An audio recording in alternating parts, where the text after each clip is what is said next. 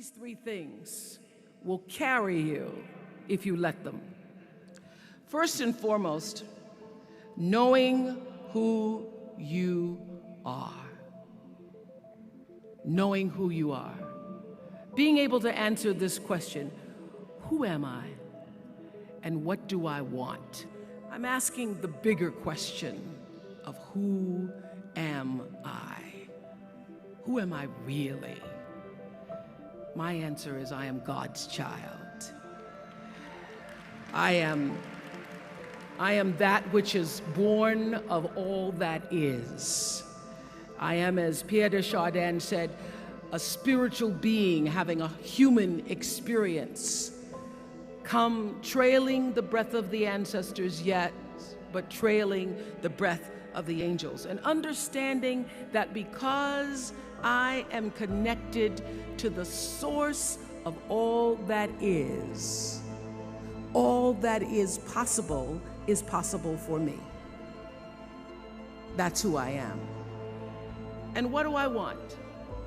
I don't want to just be successful in the world. I don't want to just make a mark or have a legacy.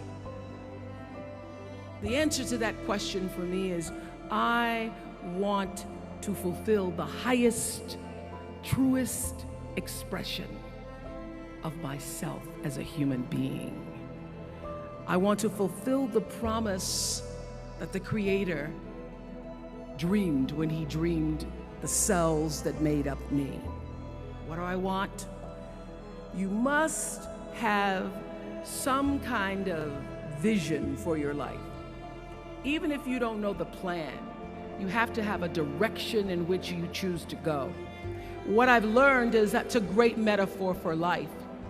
You want to be in the driver's seat of your own life, because if you're not, life will drive you.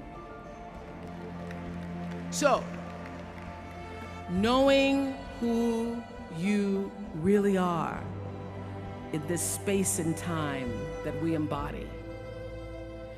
That's number one. What do you want? Who are you? Number two, you must find a way to serve. Martin Luther King said that not everybody can be famous, but everybody can be great, because greatness is determined by service. Now, we live in a world where everybody wants to be famous and where we admire people for just being famous. We think being known brings us value. The truth is, all of that will fade in time. The real truth is that service and significance, service and the significance that you bring to your service is that which is lasting. Using the spoken word in service to community and the world. Using your knowledge and information. And if you look at all the most successful people in the world, whether they know it or not, they have that paradigm of service.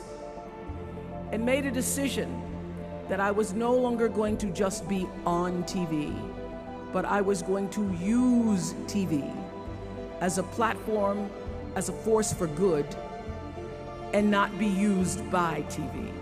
My decision to make that significant change in the way I operated on television, using television as a service, changed my career exponentially. Using whatever it is you produce, your product, as a way of giving back to the world. When you shift the paradigm of whatever it is you choose to do to service, and you bring significance to that, success will, I promise you, follow you. Service and significance equals success. That's number two. Number three, it's so simple, but so hard to do. Always do the right thing. Be excellent. People notice. Let excellence be your brand. Everybody talks about building a brand. I never even knew what that was. When people would say, you're a brand, I would say, no, I'm just Oprah. What I recognize now is that my choice to, in every way, in every example, in every experience, to do the right thing and the excellent thing is what has created the brand. And what I know is that when you are excellent, you become unforgettable. People remember you. You stand out. Regardless of what it is, you become an unforgettable woman. And that is what we all want. We want to be unforgettable and not forgettable. So doing the right thing, even when nobody knows you're doing the right thing, will always bring the right thing to you. I promise you that. Why? Because the third law of motion is always at work. For every action, there's an equal and opposite reaction. That is so true in all of our lives. That's what Newton said.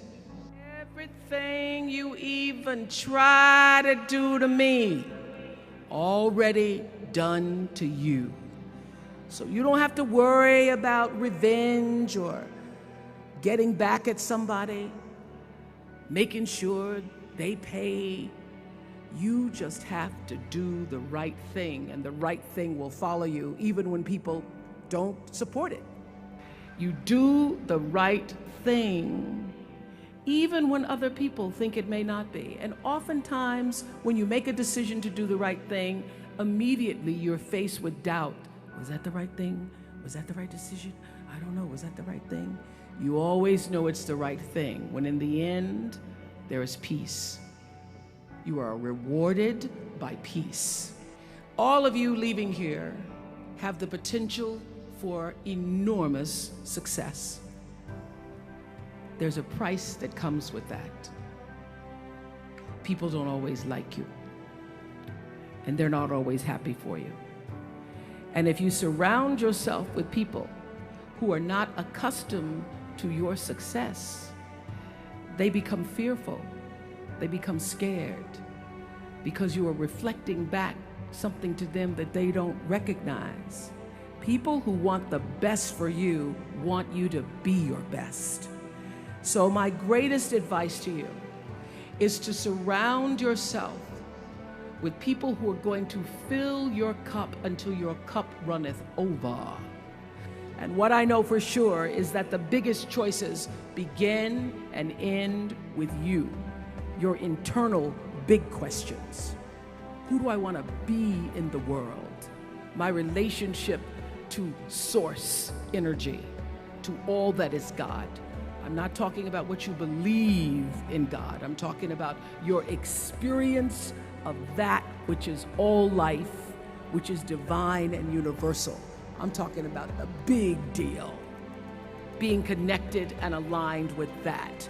When you are tuned in and charged into that, whenever you feel empty, you go inside yourself and you connect to the source, and you know that all things are possible. To know that, and to choose to do the right thing in service and significance, I promise you, you will create a vessel of service for yourself first, because you have to honor yourself first. You have to give to yourself first, otherwise you have nothing to give away.